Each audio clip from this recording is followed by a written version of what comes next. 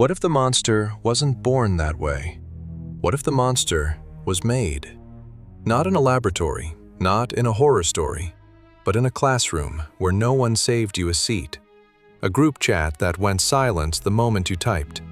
A workplace where conversations stopped when you walked in.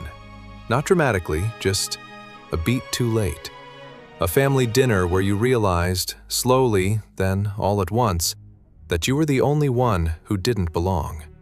In 1995, psychologists Roy Baumeister and Mark Leary published a landmark paper in Psychological Bulletin that changed how we understand human motivation. They called it the need to belong theory. And they didn't say connection makes us happy.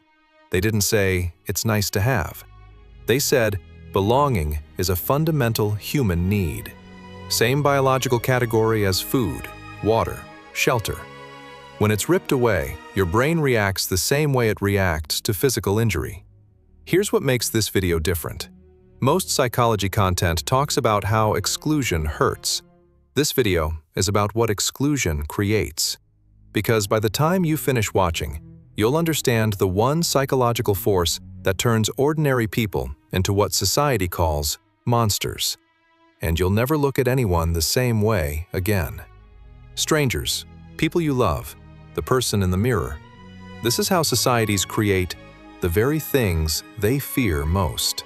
Baumeister and Leary didn't just publish a paper. They dropped a truth most people still haven't absorbed. For thousands of generations, being part of a group meant protection, resources, survival. Rejection meant exposure, danger, death. Your ancestors didn't survive because they were strong. They survived because they belonged. Here's the part that should make you uncomfortable. Your nervous system didn't get the memo. That the world changed. When a kid gets excluded from a lunch table today, their brain fires the exact same alarm signals as a prehistoric human cast into the wilderness. Same panic, same pain. Same desperate signals screaming one thing: find your way back. Or find another way. But what happens when there is no way back? Let me give you something to visualize. Imagine a man named Daniel, 34 years old, works at a mid-sized company.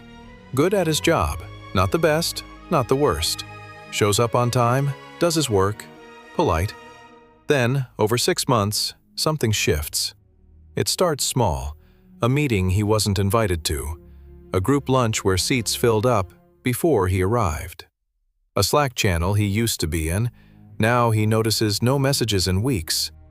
He tells himself he's overthinking. Then conversations go quiet when he walks in. Not obviously, not provably, just a beat too late. A smile that doesn't reach the eyes. Now here's a moment that happens to thousands of people every single day. Hey, we're grabbing drinks after work. Oh, cool, what time? Hesitation. Half a second. Yeah, I'll text you. They never text. If you've never been on the receiving end of that, count yourself lucky. Because that half-second hesitation, your brain registers it faster than conscious thought. Your heart rate increases before you even know why. Cortisol spikes. The same brain regions associated with physical pain light up on an fMRI. Daniel goes home, sits on his couch, replays every interaction, every email, every conversation, searching for the mistake. But here's what he doesn't know. He didn't do anything wrong. The group just decided. And once a group decides you're outside, everything you do gets filtered through that lens. Too quiet? Weird.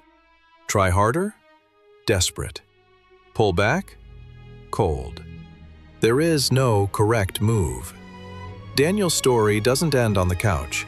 In 2001, psychologist Twenge, working alongside Baumeister and colleagues, published a study in the Journal of Personality and Social Psychology with a title that says everything. If you can't join them, beat them. What they found should stop you cold.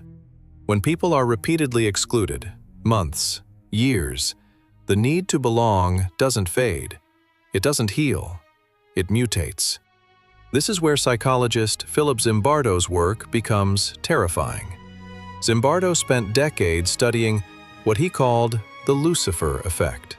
Documented in his 2007 book of the same name, his question, "How do good people become capable of doing evil?" Not personality, not morality. Situation. When you strip away belonging for long enough, two things happen. First, the need to be seen overtakes the need to be good. Any connection starts to look like salvation, even toxic ones, even violent ones.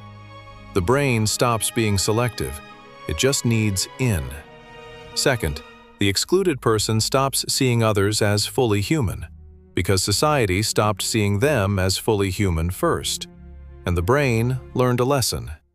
It generalized. Zimbardo called this dehumanization as a coping mechanism. When you treat someone like a monster for long enough, they stop seeing you as a person worth caring about. Suddenly, the question isn't, how could they do that? It's, what did we expect? And history doesn't just suggest this is true, it screams it. 15th century France. A decorated war hero, a companion to Joan of Arc. Celebrated, wealthy, respected. Until the war ended, and the purpose that held his identity together was ripped away.